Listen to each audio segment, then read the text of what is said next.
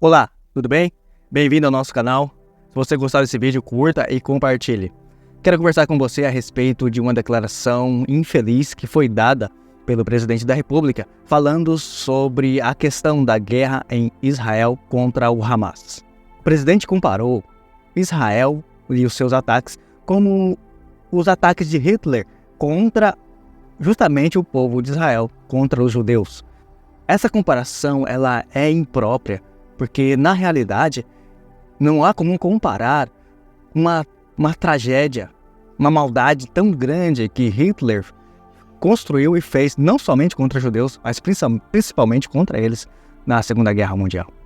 Essa tal declaração do presidente fez com que ele se tornasse persona não grata lá em Israel. E até o Congresso tem sugerido talvez um impeachment.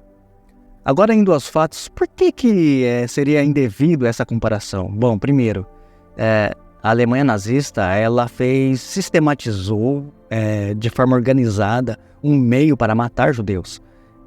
Construiu vários campos de concentração, morte por meio de gases, fuzilamento, enfim, foi algo orquestrado, usou da desumanização contra os judeus e outros povos também.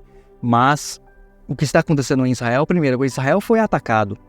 Hamas é um grupo terrorista que não aceita a sobrevivência de Israel, não aceita um Estado de Israel ali. E o Hamas, quem atacou primeiro? E Israel está se defendendo. Israel não está em guerra contra os palestinos. Israel não era contra, pelo menos até então, né, um Estado palestino. Ele não era contra. Talvez agora o Netanyahu esteja contra, mas na época não era. Nunca foi contra. Ele está em guerra contra o Hamas, que é um grupo terrorista que faz dos palestinos escudo. Veja como é tão complexo. Então, fazer uma comparação assim, ela é indevida. Os próprios ataques de Israel é avisado antes para os palestinos para que eles saiam daquela localidade. Porque o alvo deles são os terroristas do Hamas que se escondem atrás justamente dos palestinos. Essa declaração ela é indevida, ela é imprópria, ela é até irresponsável. Essa é a palavra. Agora, entrando no campo espiritual, por que tem tantos conflitos ali? O livro de Daniel dizia, né, que ali, naquela região, teria guerras até o fim, né? Guerras e desolações até o fim, lá em Daniel capítulo, salvo engano, é o 9. Então, a gente vê ali que existe um grande conflito espiritual também. E por quê? Quando olhamos na Bíblia desde o Velho Testamento, né? Alguns acreditam que ali foi o Jardim do Éden. Não vou bater o martelo. Alguns acreditam que ali foi o Jardim do Éden. Ali também foi o lugar que Abraão ia sacrificar Isaac, né? Aquela terra ali, a terra que prometida, né? Que Deus deu a Abraão. E da linhagem do povo de Israel, né? Nasceria o Messias. Então, o inimigo de Deus sempre quis destruir a nação de Israel, essa linhagem. Não foi à toa que usou do Egito para oprimir a Síria, a Babilônia, os medos persas, os gregos, os romanos, tudo para oprimir o povo de Deus. Por que não dizer recentemente aquele contexto da Segunda Guerra Mundial, né, a Alemanha? Mas por que, mesmo após Jesus nascer, morrer e ressuscitar, nos dar a salvação, existe ainda uma complexidade ali. A tentativa de apagar a história da redenção. Essa é a chave. No campo espiritual, estou falando, existe uma tentativa de Satanás em apagar a história, as nossas raízes judaicas cristãs, pois nós somos cristãos e temos uma raiz judaico-cristã. Porque ali, quando aconteceu toda a história bíblica da redenção, né?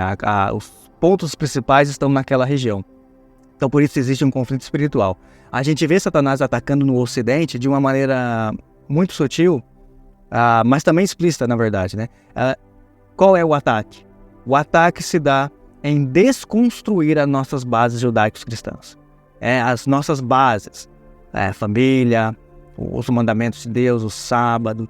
Existe um ataque bem claro daquilo que nós cremos, que está descrito na Bíblia, que está sendo atacada por Satanás no campo espiritual para desconstruir através das gerações. A minha geração é menos religiosa do que a geração dos meus pais. E assim, a dos meus filhos vão ser influenciadas de forma mais forte.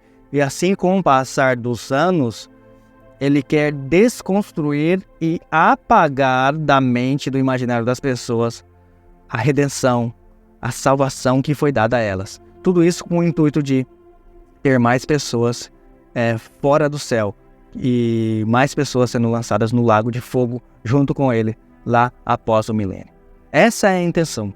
Você desconstruir, destruir, tirar do imaginário das pessoas a salvação, a redenção. Essa é a malignidade do mal, né? Do inimigo. A malignidade do inimigo. Ele quer destruir as nossas bases. Infelizmente, é o que vem acontecendo. Mas, como diz Daniel, né? Como diz a Bíblia, aqueles que perseverarem até o fim, esses serão salvos. Os sábios vão estudar as Escrituras e não serão abalados. Os sábios, segundo aqueles que buscaram a sabedoria em Deus, né, que é aquele que nos dá sabedoria, vão procurar passar o legado aos seus filhos, passar o legado às próximas gerações, dizerem a elas para não terem medo de crerem na palavra de Deus, na verdade. Ao mesmo tempo que eles creem, eles dizem para as suas próximas gerações respeitarem as demais, terem etiqueta na hora de evangelizar, respeitar a crença do próximo, respeitar a crença alheia e, ao mesmo tempo, dar testemunho da verdade, mas com amor, no devido tempo, com paciência, com longanimidade, assim como o nosso Deus nos respeita e nos ama. Deus ama todos. Deus ama todos. Então, meus amigos, foi uma declaração infeliz. Essa que é a verdade. Mas alguns chegam a dizer que talvez tenha propósito nessa declaração, em ferir. O propósito é ferir. Enquanto existe um alinhamento feito com ditadores e ditaduras, esse alinhamento vai na contramão do que o brasileiro costuma seguir. E a ideia é ferir Israel. O maior algoz de Israel foram os nazistas. E compará-los a eles é algo que dói na alma do judeu. Então não é à toa que ele se tornou persona non grata, né? Que Deus tenha misericórdia de nós, Deus tenha misericórdia do nosso Brasil.